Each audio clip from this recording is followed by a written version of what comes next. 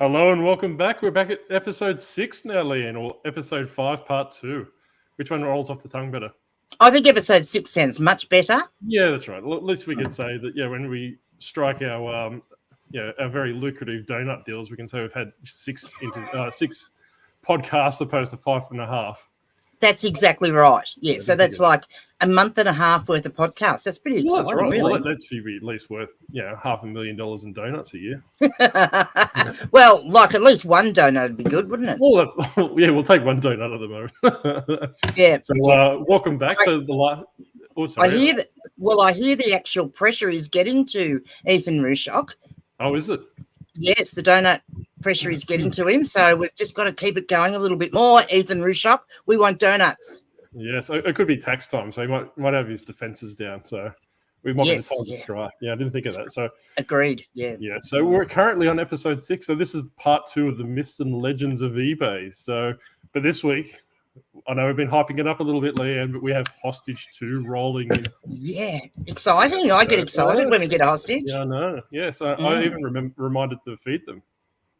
Oh, well, I'm so pleased about that. Yeah, yes. Did you give them water? I'll speak better English. Yeah, I remembered to feed them. it's starting to warm up here in the sunny Bermuda, so the octopus is getting a bit dehydrated and losing a bit of brain function. So if I trip over my words, that's probably why.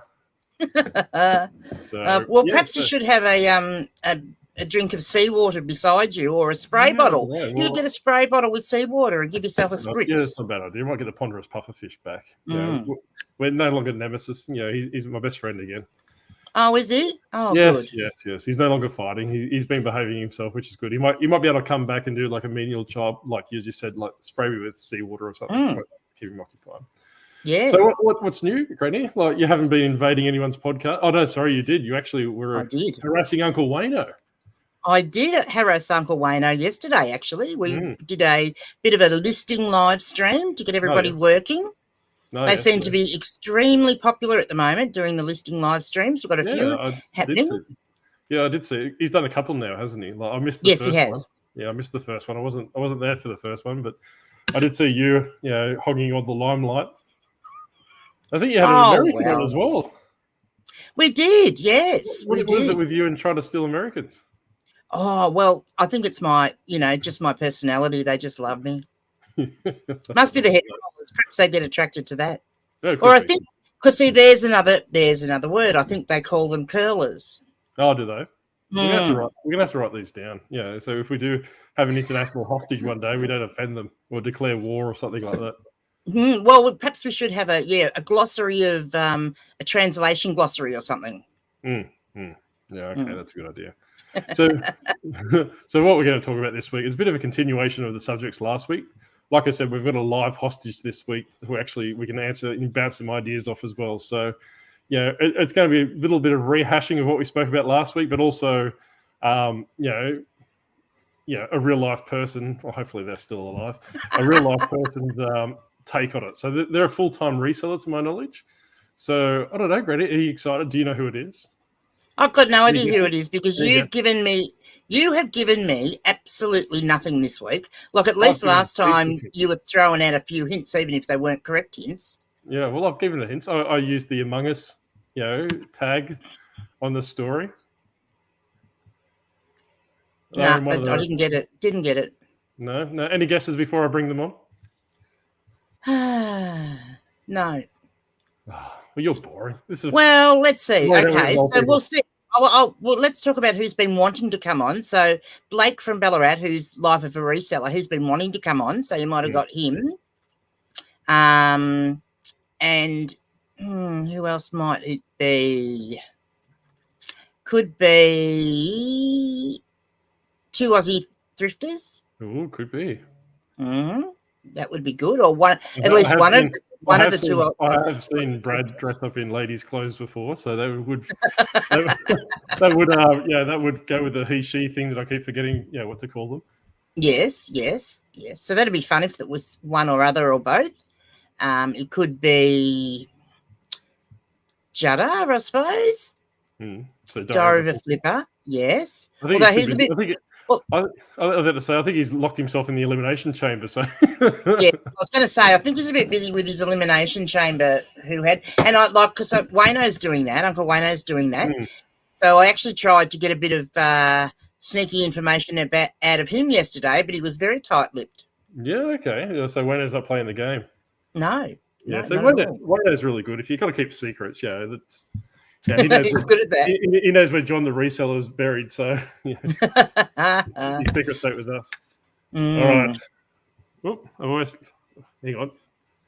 Oh, and the other one it could actually be Chris Furlong himself, CL Furlong, because he actually said he was in a conference today. Oh, maybe he's not in a conference. Well, he does have long hair, so that could play into what I've been saying about this person. Yeah, I should have asked a few people, do they like Chuppa Chups, shouldn't I?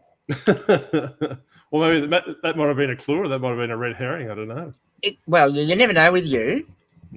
All right. Time's up. Let's bring them on. All right, give them a round of applause. All right, so do the drum roll in. We're going to bring them on now. Wait a second. I've got to find where they are. All right, here they come. Oh, that's not the hostage. All right, John. We'll talk to you next week, John. It's been good seeing you. Bye, John. All right, we're going to bring the hostage on. 3, 2. Close your eyes, Leanne. Okay. 1. Hostage 2. How are you? Hello. I'm good. You can look now. Hi, Granny. Hey, how you going? Good. How are you? You've got your Chuppa Chup and your little Octo. Got me Chuppa Chup and this one. Yep. Yes. Came swinging by in his van. He's very pretty. Yeah. He's pretty enough. He just appeared out of nowhere. So that's right. Yeah. These things materialize. They're like sleeper agents. Everyone just thinks they're cute and cuddly, but they actually report back to me what's going on. That's right. Leanne, probably get rid. I don't know if you've spoken to Leanne before, but this is Blake for everyone that doesn't know, and Life of a Reseller for those that can't read. All 6 of our 10 probably people that follow us can't read. Well, yes, we've gone up from having 3 viewers now. We've got about 6. Yeah, we've got like a little mini fan club. We've almost got enough. You have to buy 2 packs of things for serving suggestion sizes. Won't have enough. So Blake, tell us a bit about yourself. How was the ride to Bermuda? It wasn't too bad, actually. Yeah, they were very accommodating. I got unlimited Chuppa Chups, which was that's awesome. Unfortunate. I told them to make it bumpy and as horrific as I could. Oh, probably was. I didn't notice. I was too busy with me Chuppa Chups. I tell you what, though, young Figsy will be getting very jealous of the treatment you're giving Blake, given how you treat him.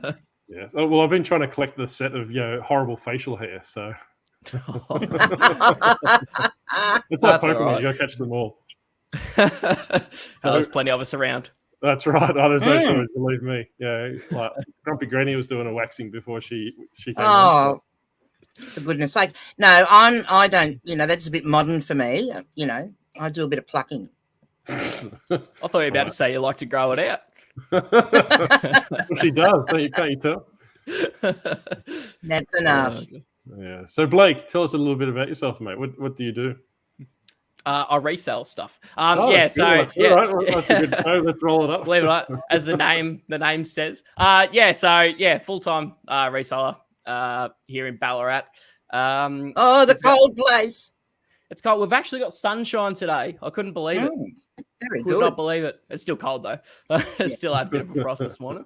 But yeah, it's sort of been reselling about 3 years. Had a bit of a break for a little while, but reselling full time since about March this year. So yeah, it's been really good. Mainly do clothing and stuff like that. But yeah, I sort of still spread my wings a little bit every now and then if I see something good. Yeah, sometimes it's a bit hard to pass up those, special things when you see them, isn't it? It is, yeah. I've been doing a lot of game consoles. A lot of stuff's been coming up on Marketplace and that sort of thing. So, been getting a fair bit of that stuff, which is nice, but bit of a pain to ship. But apart from that, it's pretty good. You can't turn down a good profit. Well, so for those playing at home and not knowing where Ballarat is, so what part of the cesspit of Melbourne area is that? It's about an hour that way. I don't know. West. west. Yes. So you know how I talk about putting the line from Melbourne to Mildura and Donald smack bang in the middle? Well, Ballarat's on the same line, but just closer to Melbourne. Yeah. Right. So those international people that watch us, all three of you, I'm from Australia as well, and I have no idea what they're talking about. So no hope for either of them. So somewhere in Victoria, that's where they're both from. We'll go with that. Yes. So I'm from where it's wet and cold. Yes, and I'm from a slightly warmer place in Victoria. With a high Where are you at, Grady? So I'm right in the middle, right in central Victoria. So I've got where I am, it's an hour to Horsham, an hour and a half to Bendigo, and 2 hours to Ballarat. Yeah, I know. Yep. And an hour and a half to Swan Hill. So I'm sort of right, bit warmer. In the middle of nowhere. So she's the biggest competition, mate. Yeah, that's all right. Yeah. So like last week, you may have heard in the back room when you're a bit tied up, is that we're going to do a bit of a continuation from last week's topics, right? So we're just going to, a bit of a mixture. So I think the best way we'll handle these episodes, Greenie, is we'll have kind of a flashback theme to it. So when we bring hostages in, we'll have, maybe rehash the previous week if it's important enough. Then ask them their perspective. Because we're not scripted; we're on the fly. We're making it up as we go. Yeah. So we haven't had a live hostage yet. John looked a bit half dead when he came on. a bit of oxygen deprivation, I think, from that half. I think I got treated a bit better than he did. He looks a bit. He's a bit. Bit dishevelled. Dishevelled. Like he hasn't even done his hair today. Look at him. He's happy to be alive. Well, it's probably just as well, though, that you didn't give John the reseller any chubba chups or any lollies or candy because, he's, fast enough and zoomy enough as it is. Imagine what he'd be like. Exactly right. Yeah, well, it looks like he's going to, I don't know, it might fall through him by the moment. Yeah, it doesn't look too zoomy right now, does it? No, that's right, John. Well, you better rest up, mate. We'll catch you tonight on your live. Right, bye. He's got it again. He's quite needy, that John the reseller. Always after the attention, so... Be a pretty uneventful live if he's looking like that. His new fad diet is on, mate. These things. I know all about that. He's middle-aged now. I think he's in his 40s. So he's middle-aged spread. So he's trying to get ahead of that by the looks of it. So you're saying that you did a bit of clothing, and a bit of everything as well. Do you primarily look at clothing, or do you? Yeah, I'd say probably 95% of my store's clothing. You do a bit in shoes too, though, don't you? Or not so much anymore? Yeah, no, I do still do shoes whenever I find them. Sort of one of the first sections I go to in the op shops because they tend to sell quick and good money. So I do shoes as well. But primarily focus on clothing. Yeah, I can store a lot of it and sell through it pretty quick as well. It's good because working with a bit of a smaller space, you can sort of have a lot more items, and some of those clothing items are worth a fair bit. So it works pretty well, I think. Yeah. So what sort of? Excuse me, my turn. So what sort of storage? What type of storage do you use for your clothing? Like, do you do racks or do you bag and put them in boxes, or what sort of system? So I have sort of like Daily Refinement, Chris, if you guys know him. Everyone probably does. The sequential system. So each bag, I put every clothing item in a bag, and it has a separate SKU number, and it goes in a box, and you're able to sort of condense that every week, sort of thing, to save a lot of space, and you don't lose items that way. I used to do tubs, but it was just taking me way too long to get through all of them. Yeah, as the store got bigger. So a bit like what I've got behind me. Yeah, exactly. Yeah, I didn't even notice that behind you. Yep, exactly like that. Yep. It's the green screen, mate. Don't fall for it. It is. That is my show and tell for this week, because I'm very proud of myself because I redid all my jeans are all in there, and I had them in 3 separate areas because I had so many, but now they all fit in there because I've condensed them all down into the boxes. It's brilliant. Makes a big difference. Saves a lot of space.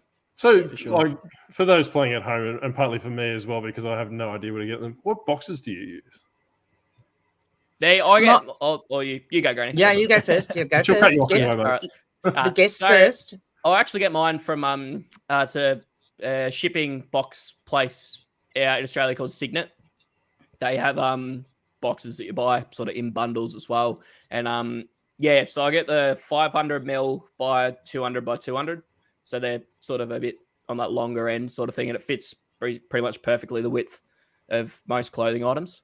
So it's just easy. Like they arrive like the next day kind of thing. So, and then you make sure they're all the same size. So they fit perfectly 4 on a rack. So, yeah, it's sort of. And they're down Melbourne way, are they? I think. I don't know. They get here pretty quick. So I presume so. Yeah. I just use collapsible crates. So I've been looking for something that, because I use Costco shelving. So it's massive, heavy duty shelving, but I use those collapsible crates that, they work pretty well. But, it's just, it's, I suppose, too thick for one down where like Granny's got behind her, which you could just have like a singular row. I've got a singular row, but I could probably fit 6 pieces on it, like on an angle, I suppose, onto the left of that, which is a bit of a pain because, you kind of try and want to work out where sequential numbering is. And like, I suppose with yours and with Granny's, you can actually see the SKU number straight up. I have to actually get diving into the bin, which is a bit of a pain. So, it definitely makes a difference. Yeah, and the other question I had for you with your SKU, with your sequential SKU, so do you store them backwards, like so the earliest ones are at the back and then the new, so you can just keep adding the new ones to the front, or do you tuck them behind? Yeah, so I put them behind. So I have the oldest ones at the front, and then the next one behind that goes behind it, and they keep going behind. Just that way you see the lowest number first kind of thing, and you can sort of tell what's in each box. I think I did that, and then I realised because my system's slightly different because... She realised that she couldn't count. No. Well, let's just go this way. Because I've got back problems, lifting out a big box is too hard for me. So she's ignoring me now, mate. She's So I've actually gone for two. I've got 2 shorter boxes in my SKUs. Yeah. So... Yeah, I've actually got them backwards because then I can just add the new one to the front. Yep. And that's fair. that way. Yeah. Well, it's similar sort of thing. It's just different, I guess. Just in 2 boxes. But I just wondered what you did with your numbering. And because we're playing Let's Educate the People at Home and not the Octopus, because the Octopus knows everything. Some say even Chris Lynn comes and asks me for advice. But how often do you consolidate your stocks? Obviously, you're going to have holes in your boxes. Do they? Do you move them forward on a weekly basis or a fortnightly basis, or? I usually do about once a week. Usually, sort of once a reasonable amount of items have moved out of the store, or if I'm running short of boxes and I'm still waiting on a shipment of more boxes, then I'll do it then to free up some boxes. But about once a week, usually on a Friday, I usually tend to do it. And it usually frees up 15, 20 boxes worth. So it makes a big difference because you end up with like 2 or 3 whole rows of your shelves completely empty again. No, that's good. No, because I normally do it when I suppose go feed the minions in the garage or in the dungeon, as I like to call it. So try and do 2 things at once. Feed them, throw some some dog food on the ground, and do the boxes at the same time. Yeah. Well, I probably do mine. Yeah, probably on average once a week. But like sometimes you find out, like yesterday I had one of my boxes on the top shelf, which are the earlier ones, and like I took 4 pairs of jeans out of one box. So, I knew that I would gain a whole box if I did it then. So, Yeah, I sort of did the same sort of thing. Like sometimes I'll go and do some shipping and that, and I'll realize there's only like 2 things in a whole box, and then that's sort of when I know that it's time to kind of condense things down a bit. Yeah, no. And do you use something similar to what Granny's using behind you, like the Ziploc bags, or? Yeah, so I do use Ziploc bags, pretty much the same as that. I think the only difference is, I think you write on yours, do you, Granny? I use the Dymo label printer. I just print off a heap of things. I sort of do them 3,000 at a time, and they end up in rolls like this. And then that way, when I'm listing, I can just stick a label on each one. So I'll do something similar to you as well. I got to try and show you before I knock everyone over. Oh no, I just lost it. This is the Octopus. So this is what I normally use. I use the Dymo label as well, but I actually have the measurements on the label itself. Oh, so I've got they've got the sequential number. So if someone messages me and say, hey, look, can you make sure that the numbers are correct? I'm not dragging it because I actually use that piece of paper to, I'll photograph, put it in the bag, put the label on the bag, But then when I go to list, I just use the bag as a reference for the measurements and all those different things. So, but then obviously if I do screw something up or, something along the lines, or someone asks for it, can you give me the measurements? I'll actually either just bring this out and photograph the label, or just cross-reference and just say, hey, look, the measurements are correct. So that's what I actually use. It costs a couple of cents for a label just to put it on there, but I find it's a lot better. And before I went to that system, I was getting about, maybe 5 to 10% returns, but since using that, I've barely had any returns. So, that transparency makes a big difference. Being sort of the customer being able to see exactly what they're buying. Yeah, well, so I don't take a photo of that per se for the listing, but I don't take photos of rulers either because I use a tape measure. And if I try and take a photo of that, it'll run off on me. I won't be able to take it. So the tape measure is not great. A tape measure itself, unless you're using like your Stanley hard one, you can use those. Yeah, I just use a stock standard Stanley, tape measure, and like I said, that ever since using that labeling system, that I haven't, because I used to just use a pad of paper and just write them down, and sometimes they'd get mixed because of obviously all the different things, and I use that. Yeah, I used to use a tape measure, and then I went to a what are they, like those ones that seamstresses and all that use, those those those tapes. Anyway, I used measuring tape. And then I got from Melbourne as well a sort of 1 meter long or 1.5 meter long wooden ruler. I think, which I use. So that's ready for listing, right? So that's pretty much what it looks like when it's ready to go. So it's got the measurements written on there. It's got the sequential number on there, and they'll just go in the collapsible crate when it's listed on eBay. Yep. I thought it might have still had some that showed what I used to do, but I don't. I used to have a little bit of paper, like your sticker, I guess, and I used to just write the measurements on that and take a photo of that. But then I had it to write in the listings. But it's a lot quicker not to write in the listings. So what do you do with the measurements, Blake? Do you just take a photo of them, or do you write them in the listing? Yeah, I'll take a photo. Just include the ruler measurements in the thing. But you still get people message you all the time saying, "Hey, what's the measurements?" And I just say, refer to the 8th photo or something like that kind of thing. Or I'll just look at it myself and do that. But I do have some like really old listings where I obviously didn't do the measurements kind of thing because I didn't think it was important at the time, and I wasn't doing a lot of clothing. So every now and then I still have to go out and pull out the tape and do that. But I do put just a photo in there. I think that's probably the easiest way and quickest way for me to do it. Because I'll try and be efficient. It does make it a lot quicker, and it also takes away what you've said, like, because the person's got to interpret what they're seeing and decide, if that's their measurement or if it isn't. So I think it works quite well. But the only thing recently in the last week, I've started adding a thigh measurement for jeans, because I have had a couple of, particularly if they're not stretch jeans, people will ask for the thigh measurement. So, and when you're doing it with the ruler, and I've got two, so I've got a shorter one that I broke in half, killed me, a Lufkin ruler that cost me $35. A shorter one, because I needed a shorter one to do my book. So I've got the shorter one I can use for the rise, and now started using it. I lay it across to do the thigh as well. Yep. Yeah, I do that with the women's jeans. I find that men don't care that much with theirs. So men don't care, no. I just do the waist and the inseam with the men's, but I do the rise and the thigh as well. It's those other two with the women's jeans as well, because they're a lot more fussy. Yes, they are, indeed. For my tentacles, I need the super skinny jeans for men's. I think that'd still be too floppy even in a skinny jean. You leave my floppiness alone. I told you I need some Botox. You might need some old-fashioned, like vintage Fabergé bubble jeans. No? Okay. All right. So they look... Well, with his, I don't know what's going on.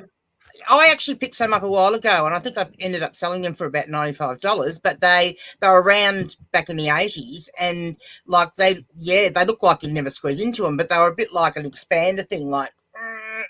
So, the legs look like this, but when you put them on, they expanded out. They were very, very tight fitting.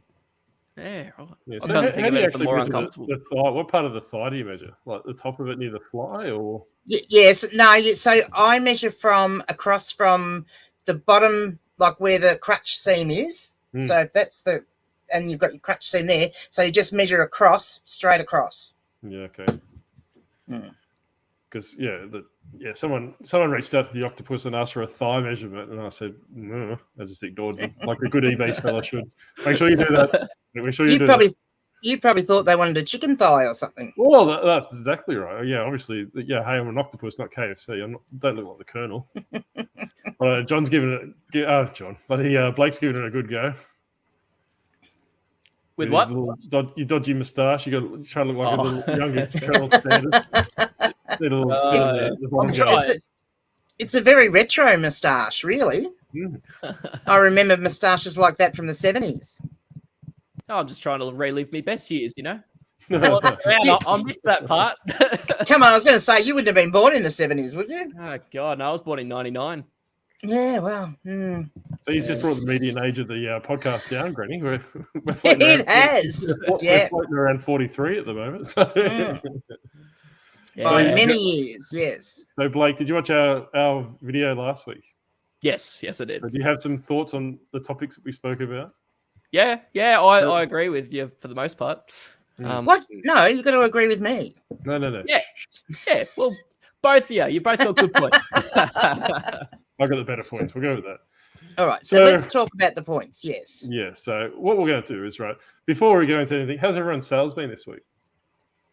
Actually, pretty good this week. They seem to have turned the tap back on a little bit. Yeah. See, mine's been completely shut off. Oh. I do know of a couple of other people that have been saying the same thing. I'm not finding it as glitchy this week, which is good. But yeah, my sales, I've had a couple of really good days, and yeah, I think yesterday has been my lowest day for about a week, but I still did 5 sales, so that wasn't too bad. Oh, right. Yeah, I did one sale yesterday, which is very uncharacteristic. Yesterday was my worst as well. I only did, I think we did 5 or 6 yesterday. Yeah. But all low end crap. Yeah. I sold a DVD that Granny said I wouldn't be able to sell. Yeah. My home and away DVD of the day. That was pretty much my only sale, which was abysmal. And I've got 2 of them sitting here, so I think I might send them to you. I don't think it's the same one, but that's all right. Maybe it's not. Yeah, this one was. But anyway, it's out of the thing. Mm. So sell similar. What's your thoughts on that, Blake? Yeah, so I did a bit of an experiment sort of 2 or 3 months ago with it, in terms of just seeing what I could do in terms of, boosting sales or anything like that. And sort of what I tried to do I gave it about 2 weeks just as a bit of a test, is everything when I did my listings, usually I schedule out my listings, but this time I just completely just listed them all in one day sort of thing. And then for the other few days, each day I ended 30 and sold similar 30. So that was basically to see if that could make up for my daily listing goals or whatever like that. And my sales went down the toilet. So yeah, which was weird. I didn't expect it to be like that. I still made a few, but it wasn't great. But I think it's really good for, I think like you said last week, Granny, was that for your older listings and stuff like that, you go in, fix them up, change your photos, stuff like that. But I sort of, if some of those things sell, I think we can attribute it to sell similar, and that's what did it. But I think it's more the fact that we fixed up our old listings. Yeah. So I always sell similar instead of just revising a listing. I think that works a lot better, because it does count as a new listing. But yeah, not to the point. It's sort of probably like half a listing, I guess. Yeah. I wouldn't call it like a full new listing. So both of you, do you think, it's something I've been pondering on, do you think that the algorithm has a memory of like how many you on average list a day and keeps you at a certain level until you get to that, and then opens the tap up when you've gotten where you should be? No, I don't think so. No, I don't think it's that smart. Like Octo said last week, I don't think it's really like that smart to be able to be like, this person's only done so much, we're going to throttle the traffic until they get up to this point. I think it's more just they like to see that consistency, that you're active on the platform, whether that be responding to buyers or listing new items, fixing up old listings. I think it's more that activity side of things more so than there being an algorithm just giving people traffic based on how much they list. Yeah, and I think it's actually YouTube fodder. The algorithm discussion, you just feel like kind of a clickbait scenario. Is it? Yeah, like I was saying, I think. Well, there. I just gave you something for the thumbnail, didn't I? Oh, that's right. Yeah, we'll just use the same thumbnail as last week. It seemed to do all right. But yeah, no, like I said, I think it goes off a point system, right? Like, like Blake was saying, is that it's not a smart algorithm because, just imagine how much data they would need to use for every every eBay reseller. That even if they go, all right, this person on average has, 12 listings a day and Granny has this many listings and all these different things. Yeah, it would be, the algorithm would melt down. It's too much. It wouldn't be able to calculate, all the different things, and eBay is stripping the money out of the company to pay shareholders and all those different things. We can see it by these glitches and everything like that. They're not reinvesting back into the platform. So, to think that the algorithm would be, a supercomputer doing all these calculations is just ludicrous. But I still stand by my point system. Yeah, like I said, that if you're on that positive point, so obviously you've done. You might sell similar, and that might give you a 0.5 on the scale, right? Then you do a listing, it might give you a 1. And the further to the right you get, the more traffic you get. But if you get like an IMAD, or you get like a negative feedback or a neutral, it might be minus 10 points, right? So you have to actually do 15 or 20 points worth of activity on the platform to get you back into that positive territory, and returns as well. Obviously, we'll push that back, but that's how I think. And obviously, I'm not right because I'm still here and eBay hasn't crash tackled me. But that's that's how I think that the algorithm works, and that's to me is a lot easier and more fathomable to me for a system to work right. That if this person, it's like when you go to a website, or you do certain actions and it gives you a tick, a green tick, and you go from that, you move on to the next phase. That's how I think the basic, in layman's terms, how the algorithm works is that, that you do those. And the more things obviously that I used to be per piece listing. So I used to try and list, 15, 20 items a day. But now I'm trying to go price wise because, there's no use listing, 15 $5 items and hoping to get $500, $600 a day in sales. Where I could just 5 or 10, 20, 50, $100 items, then that sales would do those different things. So I think you still, bread and butter still has a place. Like you've $20, $30, $40 jeans, but you need to look for those higher ticket items as well to be. And eBay wants to sell your items. Like they're not just going to be like, oh, they're only putting up 10 here and 15 there, so we're not going to sell their items. Like if they could sell your items and you could sell your items, they make more money as well. They just want to see that you're a good seller. That's all it is. They want to give people good customer service, and that's all it is. The skeptic in the octopus is that I think the glitches and all the issues that we're seeing is because they're trying to promote advanced listings. They're trying to make standard, all these promotion fees, right? So they're trying to jam this add-on, for lack of a better term, into the algorithm. Was probably written 15, 20 years ago. They're trying to add this new port in there saying, hey, look, if Blake's got 15% promotions on, give all the traffic to him. And it's glitching because it's probably fighting 4 or 5 different conflicting things at the same time. It's going off right. Because where do you fall in the system? Like your advanced listings, where you pay per click, and then you eventually get to the point like that. So I think eBay is going to start bleeding sellers soon. Put it that way. Yeah, I wouldn't be surprised because, like, how do they rank it? Like, like a lot of people and a lot of like YouTubers out there as well, like teaching people say, promote it like 3%. Well, if everyone's promoting it 3%, how do you rank those people? And like, that's where I think it comes down to the end of the day. You still got to have a good listing. You've got to have good titles, good pictures, and stuff like that, because then you will rank higher as well. I think the difficulty with the YouTubers saying often how high they're promoting too becomes a bit of a pushing up too, because if someone gets on there and says, oh, I do everything at 10%, and the people sitting at home think, well, if he's a big seller and he's doing it at 10%, if I do it at 11, I'll beat him. Then I'll beat him. And then then someone else thinks, oh yeah, and so it'll just continue to push it up and up and up.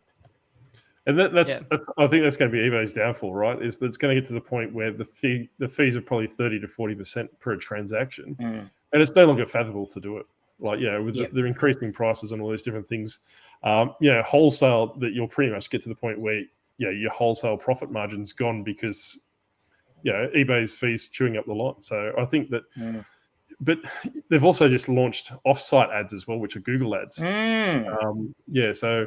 But what I found, and I think Wayno touched on it yesterday, one of the people in the group chat chatted about yesterday, was that when you sell something promoted, when they go to check out, that eBay will actually show you, or the person that's bought something, competitors' items, and if they're cheaper, because they're in essence promoting those items after they've made the sale. Yes. They'll cancel your sale and say, hey, look, I'm going with Blake because he's $5 cheaper, and eBay didn't show me this before. It's because does eBay, do they? I haven't really looked into it. Do they keep part of the fee, or do they keep, when you refund all these different things? I'll have to look into that. But I think it will get to the point where eBay will probably have a grace period and say, hey, look, we'll refund 100% of the transaction fees and costs to the seller. But I think it will come to the point where they'll say, hey, look, we'll refund everything but the ad fee or the 30-cent fee and all these different things, and that'll be a revenue generator for them, because selling my item at $100, getting the $10 ad fee if I was listing it at 10%, then Blake's $85 advertising it for 7%. They give me my $90 back because they're keeping their $10 ad fee. Then they promote it to Blake, then they double dip with the ad fees. So I reckon that's coming next. So I wouldn't be surprised to see that rolling out next year, saying, "Hey, look, because of X, Y, Z, we need to keep your ad fees. We're not giving those back." You can see they're getting more and more sort of, I guess you could say, money hungry. I guess in a way, to the point that they're trying to implement all these different things, sort of like a pay to win kind of thing. Which is making it harder, especially for newer sellers as well that don't have that cash flow. Like, you're trying to compete with people that have bigger stores and can sell things, quicker for cheaper, and that, they're just trying to get their toes in the water. It's hard. Like, oh, absolutely, it is. And I also think that, they've got to understand that there is going to get that point where it's all fine and well to be trying to make more money, but if the process that they're using to make more money is turning away the people that are actually making them the money, they've got to get to that point. And I don't know how we get that through to them, but that's the one thing that they need to be very careful of. All right. So if I was eBay, what would I care? Like in Australia, it's eBay Australia, right? So US market and UK is a bit different because they've got Whatnot and the different platforms. But as eBay Australia, which I run the monopoly on, secondhand platform, why would I care? I own Gumtree, I own eBay. Amazon's hard as anything to crack into, and primarily associated with brand new products from China. Imports from Alibaba and AliExpress. But why wouldn't eBay keep squeezing until a competitor comes up? Or I think things will change once we see either Amazon open up like it is in the States, or a platform like Whatnot comes over. But then with your Whatnot platforms, like in the States, is you need some sort of following, to be somewhat successful. Well, we'd be right with that, Octo. We've got a following. Well, that's right. We're the 6 people. We might be able to swing one. We'll have to take Uncle Wayno. And you've got a YouTube channel too, Blake, to do with reselling. Yeah, that's all right. Yeah, we'd be fine. But it's sort of, I get they shouldn't worry and they shouldn't care. But with certain categories, I think that they should, in a way. Like with clothing, for example, I sell nearly, probably half as much, but I sell a lot on Poshmark as well, which I don't really talk about as much because I don't really think about it. But I sell a lot on Poshmark, and for clothing, I think that's obviously what they're big on. But they also do electronics and stuff like that as well. And there are a lot of people that are sort of leaving eBay and going to Poshmark. As well that I've seen too, but at least in the clothing niche, it's a good platform to sort of to go to as well. So, but I think that they can, take a good page off of those other platforms, if they were interested in. But like you said, they don't care. But like, I know that Poshmark's I just got an invite the other day actually. So I'm approved to do live sales and auctions on Poshmark now. Oh, okay. Well. So similar to Whatnot, pretty much, but it's on Poshmark as well. I know the US had that, but it seems like Australia's got it now too. So I think that more sites do that live auction kind of thing. You know, it's going to take a fair bit of stuff because you can move a hell of a lot of inventory really quickly. Through that kind of thing. And I must actually have another look at Poshmark because I know early on when I first started reselling and I'd thought of going, you know, doing the whole cross-listing thing, but Poshmark where I live, I couldn't sell on Poshmark because they only used, was it Sendle they used? Sendle. Yeah. Yeah. I contacted I've got a feeling they've changed. I contacted them about that because I said I'd prefer to use Australia Post. But they said that if you're not in an area that Sendle services, you can use Australia Post. Right. But if you're in a spot that does use Sendle, you have to use Sendle. Like I have to use Sendle, but a courier comes every day and picks up the parcels from my doorstep, so that doesn't really worry me. Yeah. Do you find Sendle's painfully slow? Yeah, they're shocking. Yeah, shocking. Yeah. I got a notification. Their attitude would change if they provided donuts, but they're easily bought here, Blake.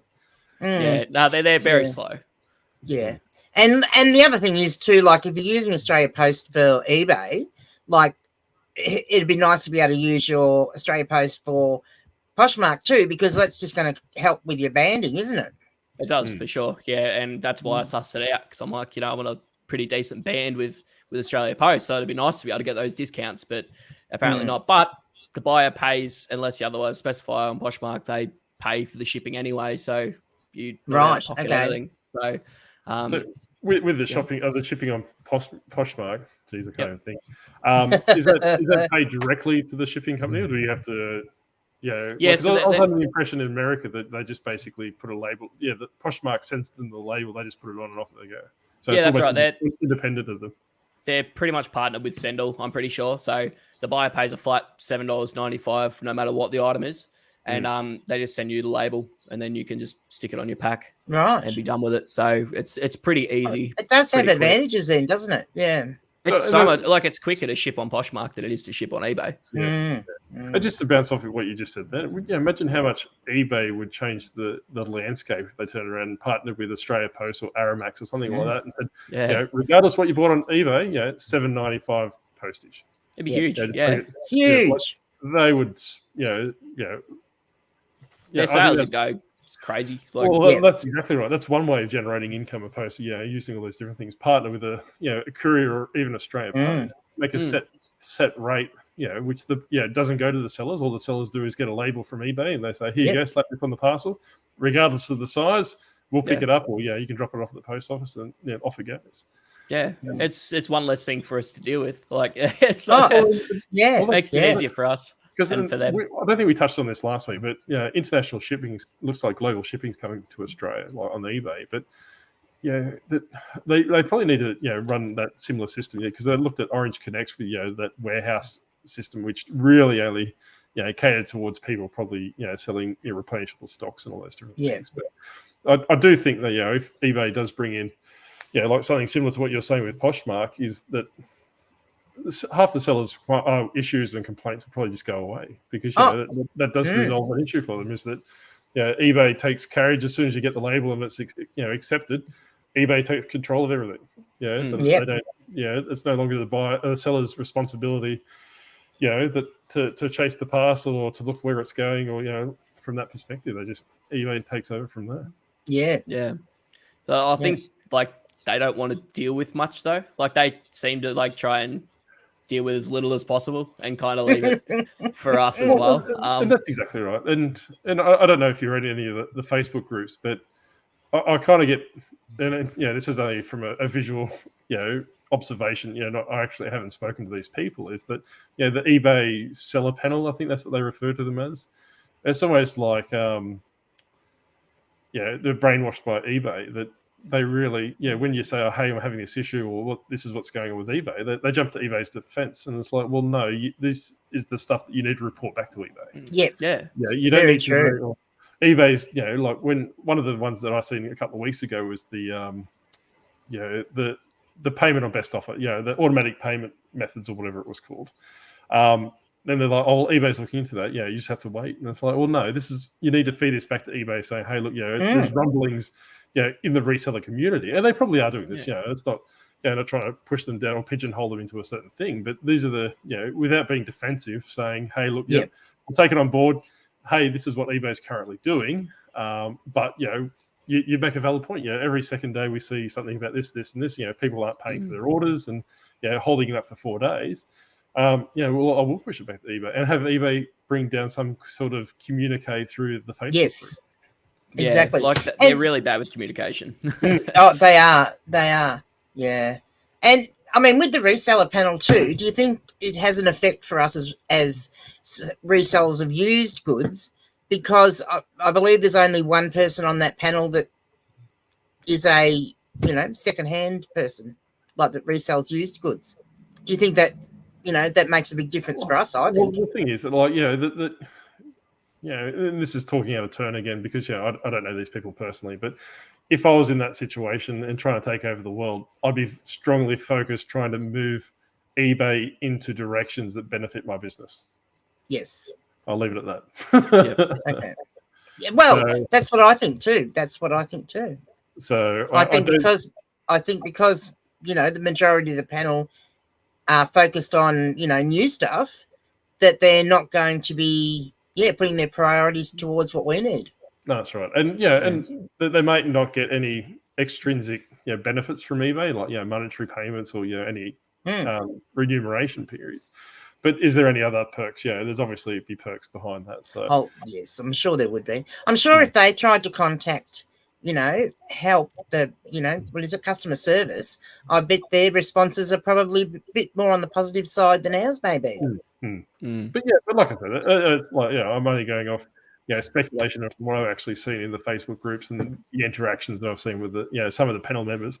That's not to say that that's what is happening, but that I think some this is not a dig at them. I think it's more transparency from eBay to come back and say, hey, look, these are the panel members of X, Y, Z. This is the breakdown. So clothing sellers or new item sellers or secondhand sellers, and this is what we use in that program. So. Yeah. Well, talking of shipping, Blake. Yep. And I might be going out of order, Octo, but anyway, tough luck. So talking of shipping, so are you a free post or a plus post person? I've juggled between the two. Once again, doing my own little tests and stuff like that. But I'm best plus thing post. to do. Yep. I'm plus post. I didn't notice a whole heap of difference. But just even just a little thing, like even with the eBay fee calculator.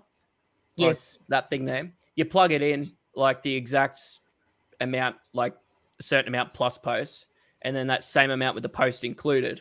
It's like you make less on the free shipping side of things with that as well. But not even from that point. I think it's just a transparency thing. People know that shipping's not free for the most part. And, they know what they're paying for the item and what they're paying for the shipping. And, and with sort of my pricing model, I'm able to keep on that lower end and more competitive pricing and sort of keep that competitive shipping as well. So like with the Australia Post bands discount, like I don't forward all of that onto the buyer, but when we have a price hike, I don't put my pricing up to the 1060 or whatever it is now. I just leave it at a flat. I've just done a flat $9.99. That's just sort of what I see. And that's the trouble. I would like to do that, but I'm on band 4 and I only get 50-cent discount because I'm in rural area. If I'm posting to another rural area, I get 54 cents discount. So I can't, it's not much. Like I can't even make my postage $10 because 50% of the time I'd actually be losing money on the postage. And that's what I was going to ask you too, Blake. Do you think that the pendulum's shifting towards paid postage again? Because I know a couple of years ago that it was like massive. You have to do free returns and free postage to make sales. Yeah. I'm very similar to you. Is that I've added plus post, and I'm actually finding my sales are probably better. Yeah, I did. Yeah, mine are too. I think it was even just 2 weeks ago. Like I always do different tests and stuff, and I'm probably throttling my own sales because of it. But I like to know But it is a way to do it, isn't it? It's, you can listen to what someone else says that they do, but the reality is the only way to find out what's best for you is to actually trial it. Yeah, well, you watch other people, like one person says one thing, the other person says another, and it's like, well, bloody hell, what am I supposed to do? So you just got to take it in your own hands and stuff. But with the free shipping, paid shipping, like I sort of put half my store on free shipping, half my store on paid shipping, just to see what happened. And I sold, twice as much with paid shipping as I did with free shipping. And there's quite literally no difference in the price for the buyer. It's just, I believe it's because it looks like if you have a perceived value, like people say that it's perceived to be cheaper if it's free postage, but I actually reckon it's the opposite. Yeah. Well, the reality is it's not actually free postage, is it? That's right. It's built in. Because you price your post and, price your item and then you add an extra $10 on for the post. So, no, go on. It's gone. I was just going to say is that you find, with the exception of Amazon, and you need to meet a certain threshold to be a Prime member with that, is that a lot of companies, do plus postage. So there's not that mindset in Australia where, every man and their dog does free postage. Therefore, you've got to jump on the free postage bandwagon. Yeah. So, and Amazon's not as ingrained as it is in the States where, that they offer same day shipping and, same day arrival and all these different things. Because I've got an express option, but I think probably 1 out of 100 buys, pays the extra for express. So there's not that mentality over here where they want it now, that instant gratification thing. So I'm the same. I can't remember the last time I had an express order. It just doesn't happen much. No. I find it comes in batches. I'll get 3 or 4 that want express, and then nothing, and then you'll go a month, and then there'll be another one. But the other thing I think, sorry, Octo. You're right. I was going to say you'll find it in Q4. Once you get to the 1st of December, every second parcel will probably be express. Yeah, that's true too. Yeah, but it's good to have the option.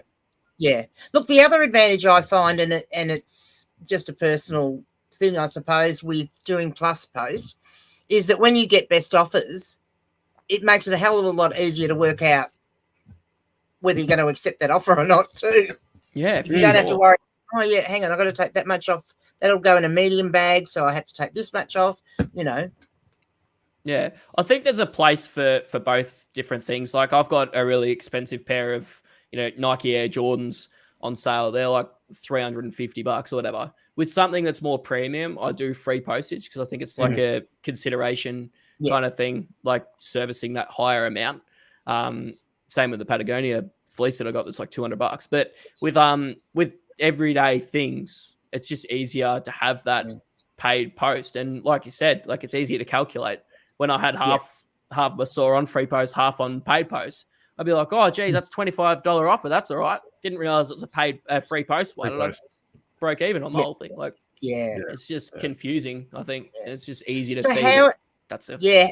How are you finding the offers that people are sending you of late? Actually, pretty good.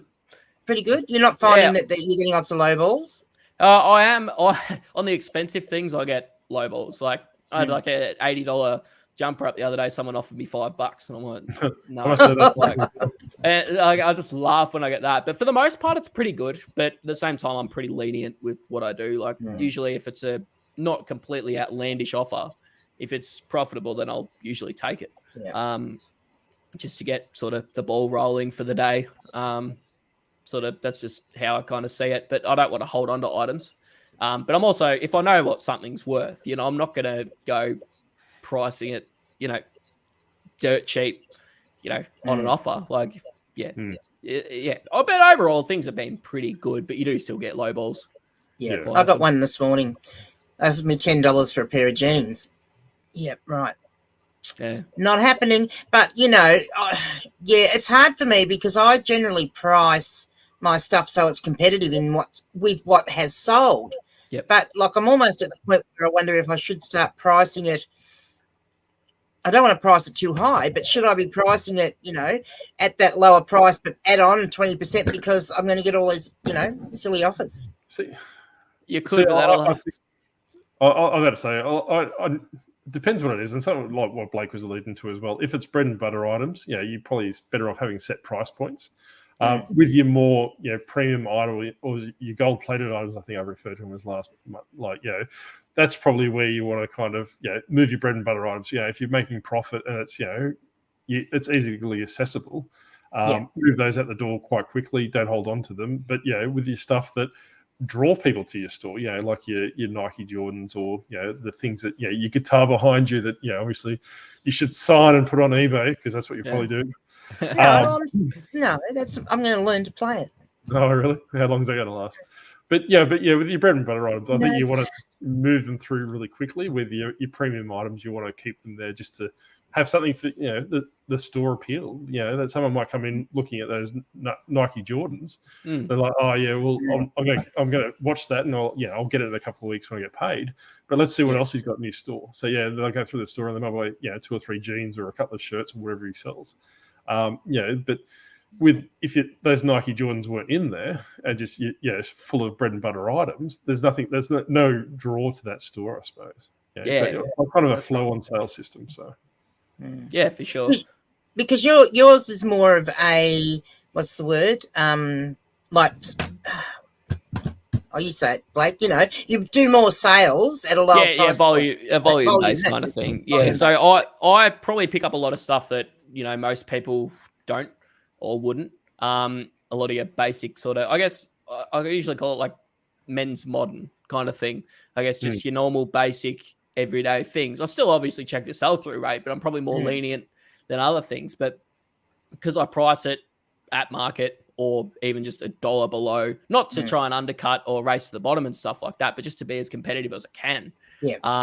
Sort of being able to move that stuff quickly, it adds up. But I've actually sort of started going back towards the point of sourcing better things. And that's, I'm sort of doing a mix now instead of just mainly being like, I'm a volume seller. I just try and sell anything and everything.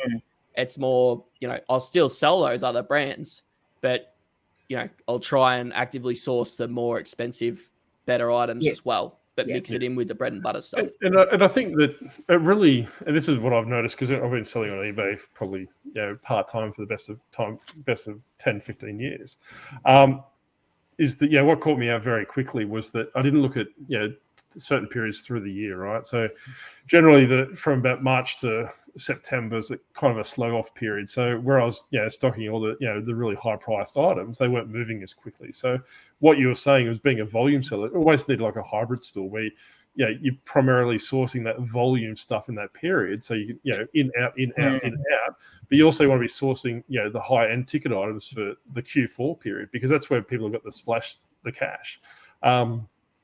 You don't, like I said, this is my first year actually selling secondhand clothes, just as a bit of a side project, just to build some funds up in that respect, because I can't stand clothes. It's only by pure perseverance that I'm doing jeans. But to be curious to see how they perform at Christmas time, because to me, that's not something that you would give as a gift as a secondhand pair of jeans, unless like we were talking about the other day, Granny, is that that they are a vintage '80s pair of Levi's, or they're really ones, Well, that's right. Yeah. So someone collects that certain line, or that they really want that certain model, but that pool probably drops off dramatically towards the end of the year. Yeah. So I guess it does, but at the same time, people wear clothes all year round as well, and I guess especially with you're not a person though.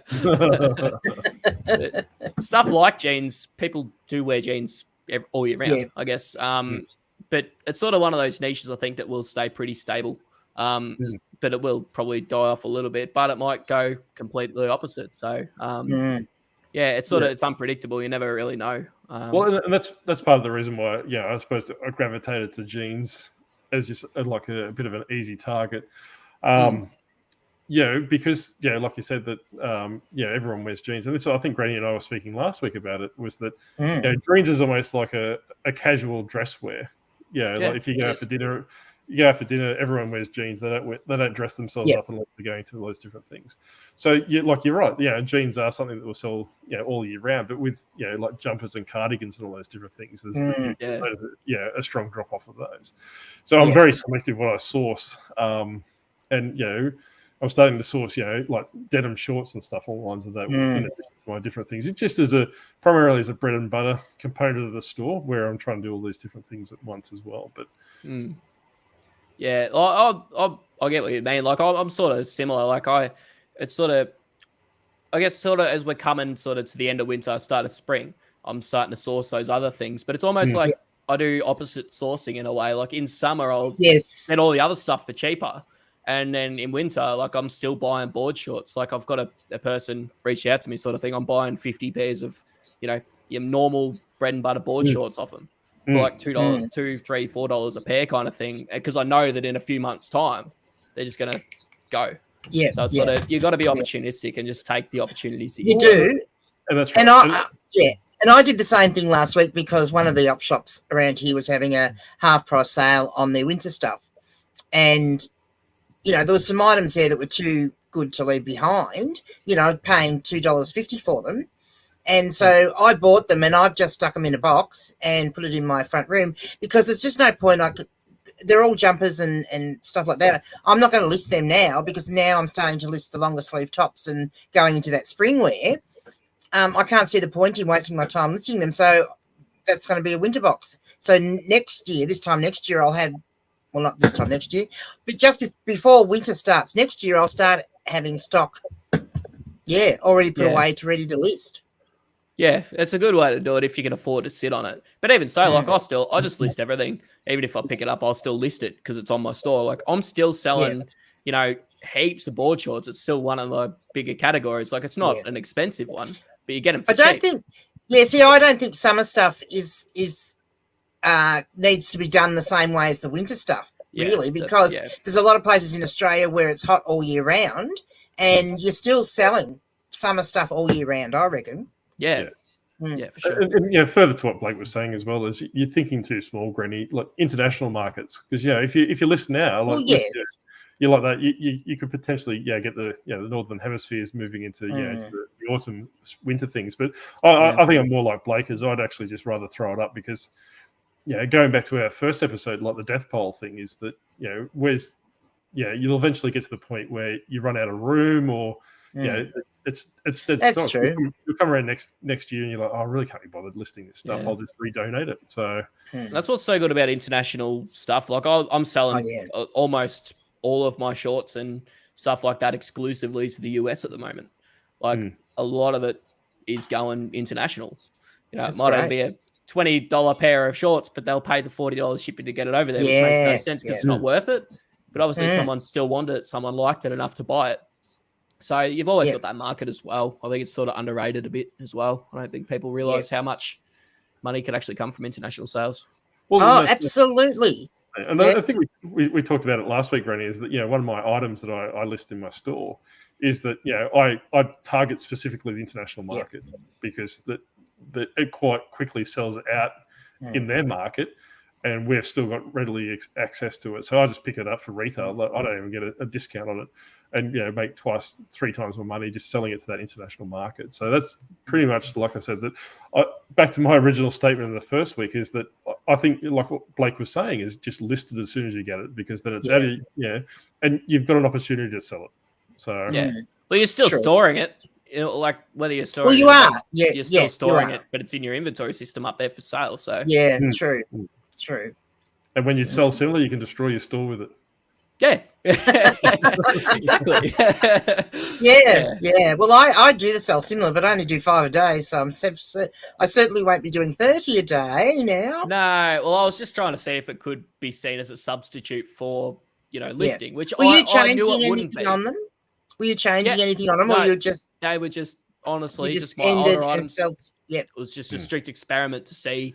If that would be, I knew that it wouldn't be because nothing beats putting up new items in your store. You're growing your store and more things for people to buy. Because I think John put up a video saying that sell similar is it's just the same item coming back. If they're not buying it the first time, they're not going to buy it the second time.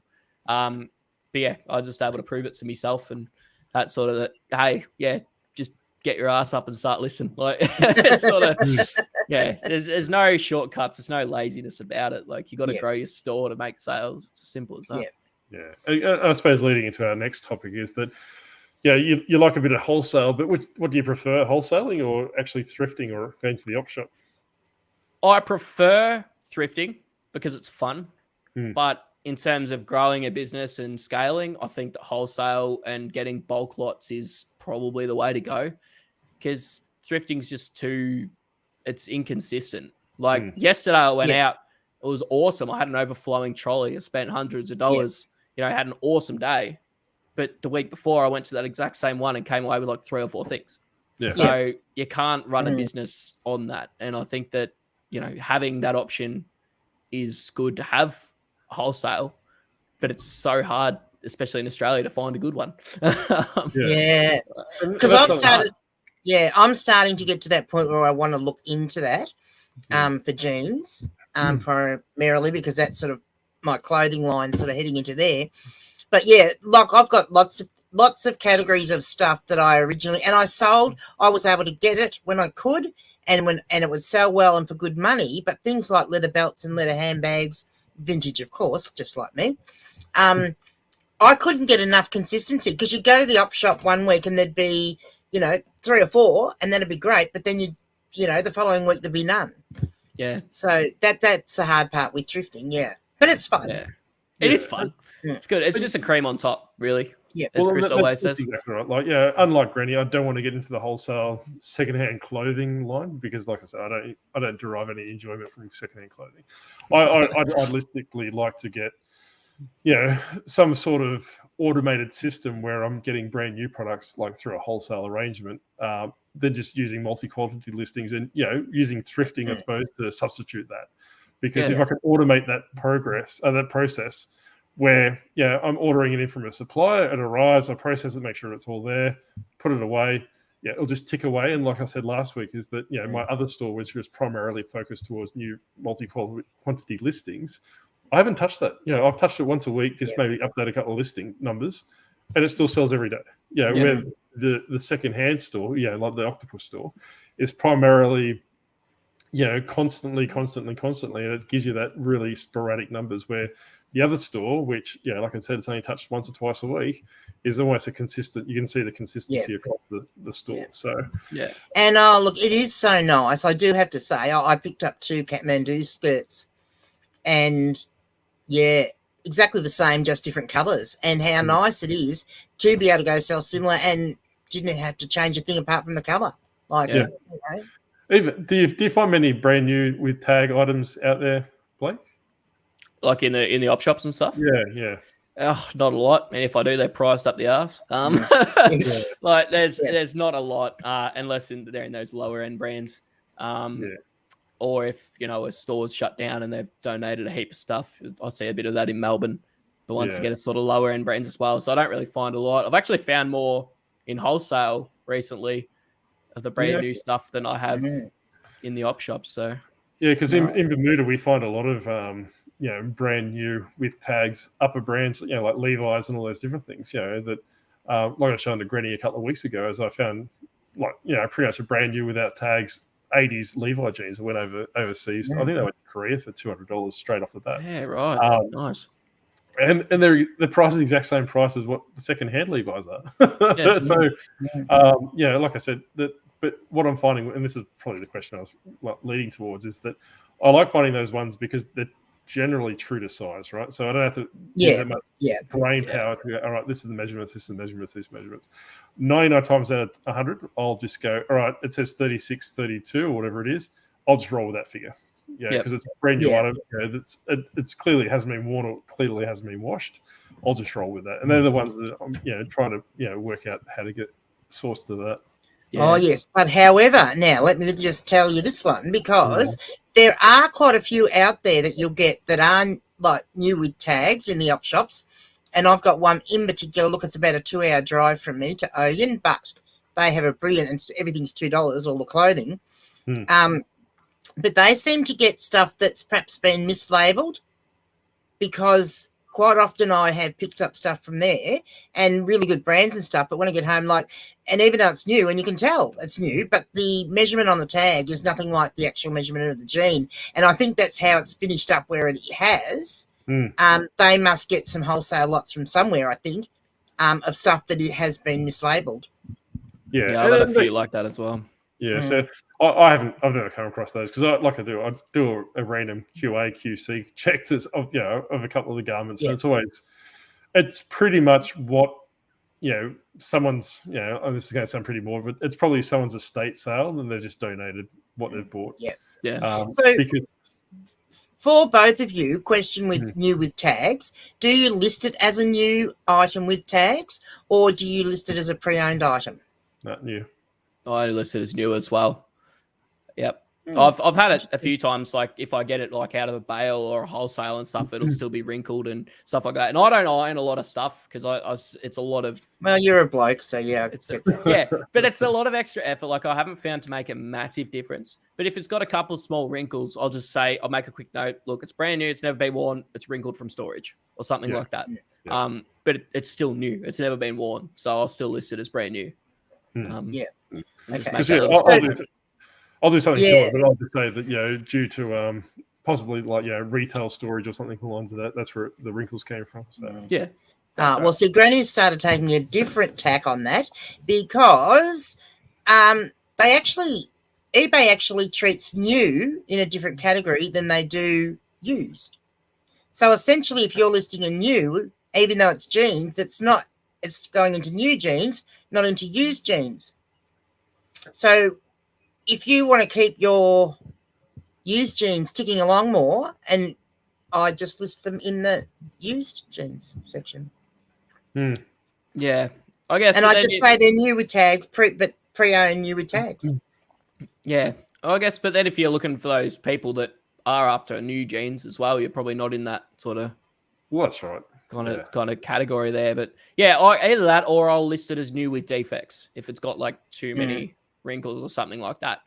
Because it's still new, but it's, I guess you could say defective because it's not, ironed completely straight and perfect. Like, But then when you look at new category. But then when you look at a lot of people's photos on eBay, they're not too worried about any of that, are they? No. Like I still have a standard. Look at that. It's meds time. Work with old people. Jeez. Meditation time soon. Woohoo! We're all. We've gone over time again, Granny. Time flies. We've gone way over time, and we haven't really even touched on wholesale. No, that's right. There you go. I suppose we'll wrap it up with one last question on wholesale, right?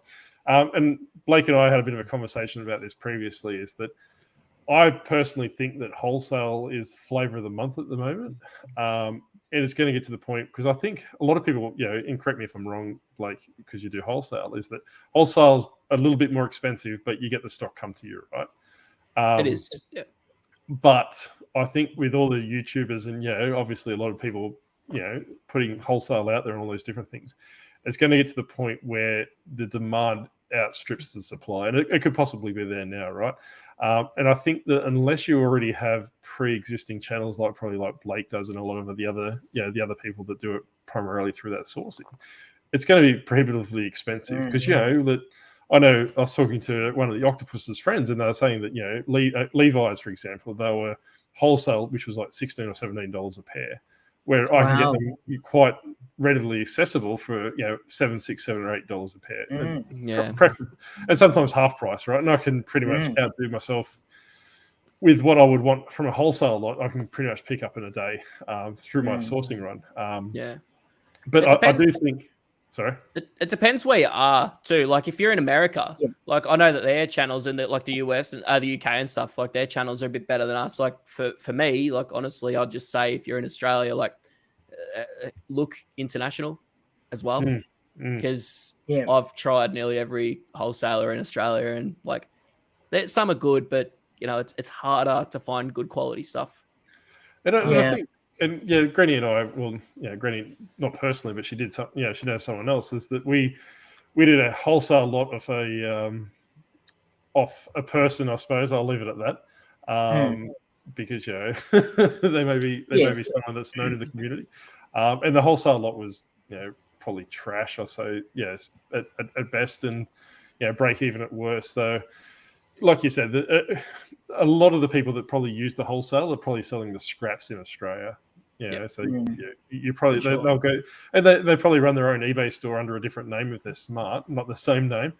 but they're probably taking the cream off the crop, and whatever doesn't obviously fit their business model, that's what they're wholesaling. So that's something else you need to be careful about. I think I know what you mean too with that one. I did a sort of similar thing. I committed to a whole 100 jeans pair. I did a video on it a couple of weeks ago, and like on the surface it was like, yeah, okay, there's good stuff, your Wrangler, your Levi's and that kind of thing. It was good, but after washing, when I take photos, nearly everyone was stained and ripped, and it was meant to be A grade, but it'd be lucky to be B, to be honest. And it's just sort of the standards are pretty low over here. Yeah, and look, I know someone that ordered one lot, their first lot, and they were good. I didn't see them after they processed them. I saw the brands and things they had were good. So they ordered a second lot, and the second lot was a lot less desirable tags, shall we say. Same so the enticement was there. Yeah. That's why I committed to the there in the 100 first one. Yeah. Okay. Yeah. That's why I committed to a bigger purchase, because the first ones were great. So it's like you've got to do tests and stuff, but do be aware that sometimes they will be like to try and entice you. They will give you some good stuff, but then you'll go back again with a bigger order and it'll just be you just got to be careful. That's a challenge with wholesalers. You don't really know what you're getting. Well, that's right. Unless you can get a video call with them and stuff, which can be a challenge within itself. Yeah, and I think Diary of a Flipper mentioned in one of his earlier videos was that you really, and I think Chris Furlong as well, and you may have said it yourself, Blake. They all put into one. All you humans look the same. Is that you want to clear guidelines as to the wholesaler? Yeah, you need to build those relationships up. You're not going to throw an order on through a website and get pretty much S-class stuff that you want, all grail items. Yeah, they'll give you anything. Well, that's exactly right. And like you were saying, is I know Judd has probably had video calls with them before, and built that relationship up. So he's higher in that hierarchy ladder than just someone just randomly buying off eBay or buying through the website. So. Yeah, for sure. You have to build those relationships and stuff. And like it might seem hard doing it international and stuff like that as well, but they're still people. Like you deal with them the same way. You just got to build and try to come to some sort of mutual agreement, because like a lot of them, behind the face of their website, you can come to a pretty reasonable deal, I think, overall. And like it might seem like they're not up for negotiation, but they are. Because they want the customers as well. Like we like cash flow, so do they. So that's exactly right. That's what it comes down to, cash flow, doesn't it? And and you probably are looking at big ticket items. You're not going to impress an international seller of a wholesaler, I suppose, with saying, hey, I'm looking for 5 pieces. Well, that's it. You need quantity. So I mean, no, it's going to be as much as I know that's where I'm sort of perhaps going to have to head to scale up enough. I mean, I'm not there yet, but I'm sort of getting myself prepared and doing the research now to see what I need to do to make that happen. And it's probably something that I need to look at just purely because of my location.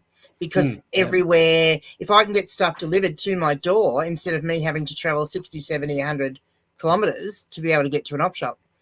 Op shops, before we go, I do have to ask you one question, Blake. Yep. What's going on with those op shops in the strip in Wendouree? What about God. Them?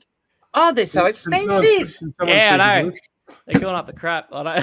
Oh, my God. There's I know. I barely even go up that way much anymore unless I find the odd thing. But I mean, you go into the Salvos in the main shopping strip in Wendouree, and they're selling stuff so expensively, and then 2 blocks behind them is a Salvos thrift store with normal prices.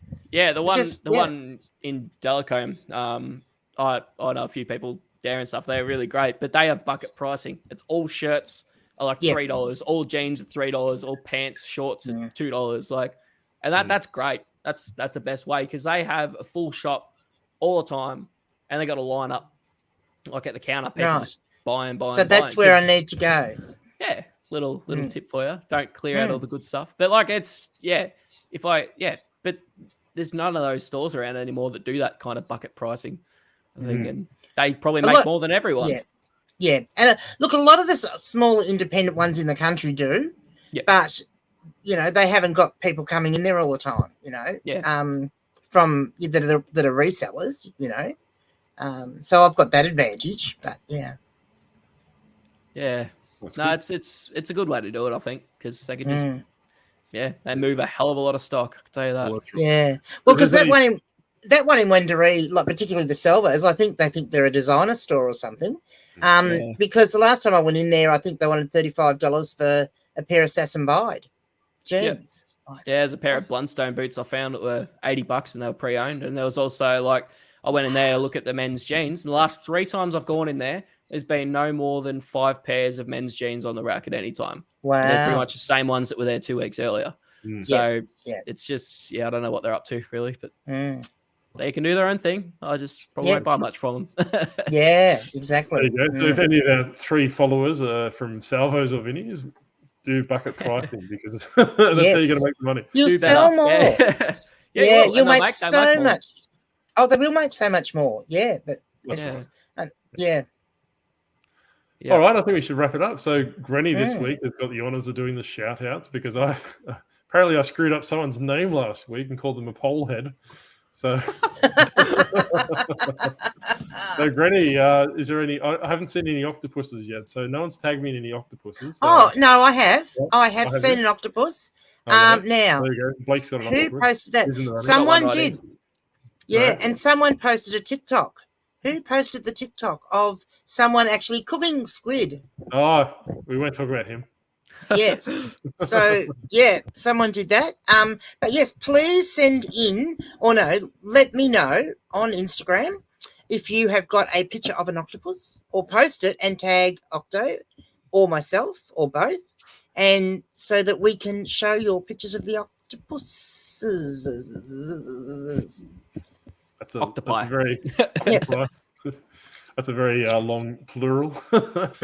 Well, because octopi is not actually a word, is it? That's the plural, isn't it? No, it's not. Yeah, They're octopuses. Octopuses.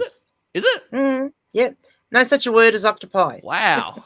there is, but it's not in the context of what. Yeah. Huh. It taught me that in school. Octopi is when you get the octopi, the octopuses, and put them in the pie and cook them. Yeah, octopi. I think it's, and Ranger Stacey will probably correct me, but I think it's the genus. Like we would call it as a cephalopod. I think octopi are kind of like a little bit of an umbrella. Whatever is octopus or octopuses fall under the category of octopi. But I could be completely off, and someone in the comments will probably correct me. But that's my understanding of it. So yes, do my shout outs. Oh, who am I shouting out this week? No, whoever you want. Blake, obviously. Oh, we'll shout out Blake. Yep, we're going to shout out Blake. So, go and check out Blake on Instagram and on YouTube. You don't do any other social media like TikTok? I do have a TikTok, but I don't really like making short form content that much, so I kind of just let that die. We wouldn't be very good at short form content as we click over 1 hour and 22 minutes. No, definitely not. Definitely not. We must shout out Chris Furlong.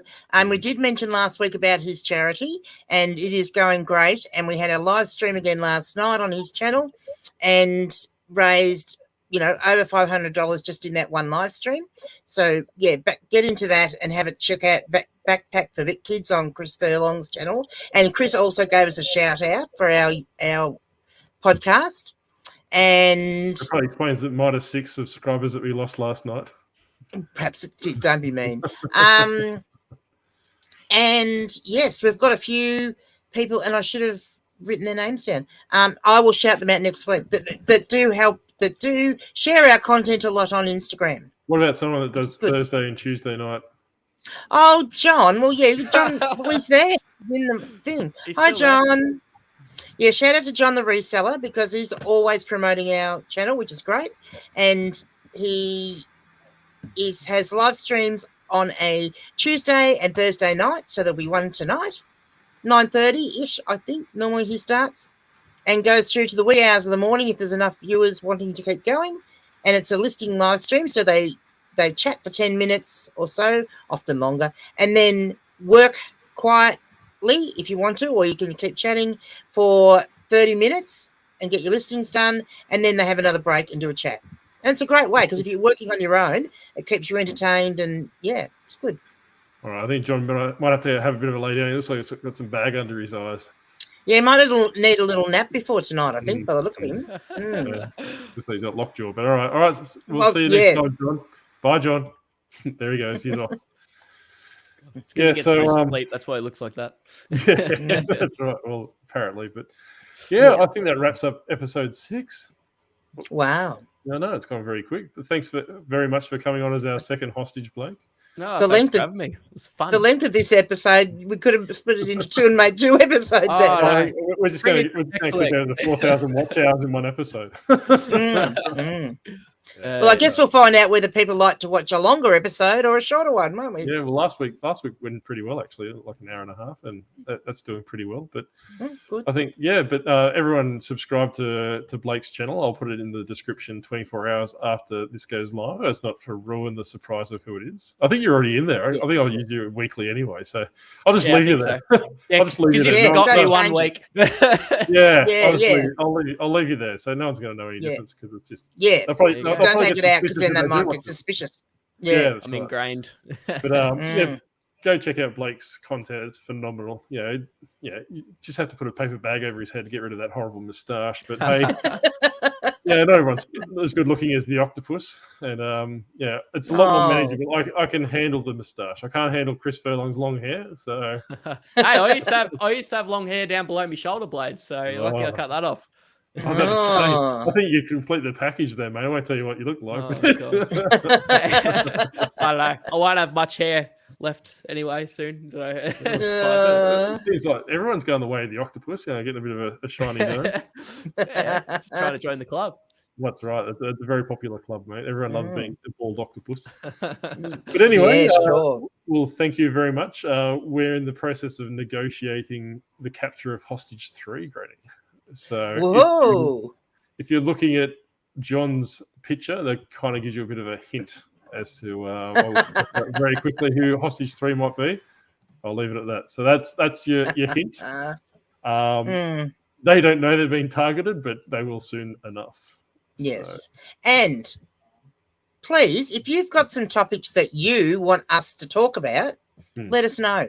That's right. And we'll take them as our own. We won't give you any credit whatsoever. Yeah, we won't. Yeah, absolutely not. The way that YouTube pays us, we'll make millions and millions of dollars off you. Yeah.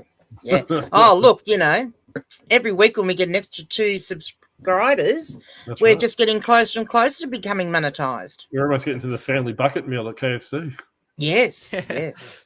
It's about all I can afford. I don't pay it too much. The life of a lucrative reseller in Ballarat. Yeah. Reselling's more lucrative, I can tell you that. Yeah. Let's just say we do this more for enjoyment than we do for the money. That's all that matters. That's why we do it. Yeah. It's all about Granny's ego. That's all it is. That's absolutely correct, as it should be. I'm full of wisdom and, all sorts of things. So you should take advantage. There you go. Fill in the blanks. What's Granny full of? And on that note, I think we'll see you next week. Bye. Bye. Bye.